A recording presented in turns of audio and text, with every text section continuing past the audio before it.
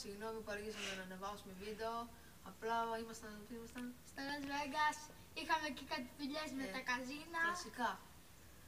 Και σήμερα θα σας δείξουμε τρόποι για να κάνετε σκονάκια, έξυπνα σκονάκια. Αρχίζουμε. Πρώτος τρόπος. Το βιβλίο εδώ. Είναι ένα ανοιχτό βιβλίο κάτω από τα πόδια, κάτω από το θρανείο. Έχει εκεί και αυτό από κάτω εκεί τη θήκη. Βάζετε εκεί, το στηρίζετε. Βλέπετε μια χαρά. Θα βλέπετε τώρα μια χαρά. Δεύτερος τρόπος. Δεύτερος τρόπος, γράφετε εδώ στα χέρια παντού, στα πόδια, εδώ έτσι, παντού εδώ στα πόδια, όπου μπορείτε, γράφετε και τα βλέπετε και κάνετε έτσι και σας καταλαβαίνει ο καθηγητής, τσαπ τσαπ, τα γράφετε εκεί, άριστα. Τρίτος τρόπος.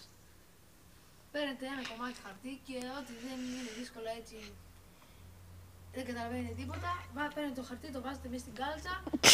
Κατά κάτι στραβοπόδι μέσα στο μάθημα, παίρνετε σκονάκι από την κάλτσα και τα ανοίγετε, το βλέπετε.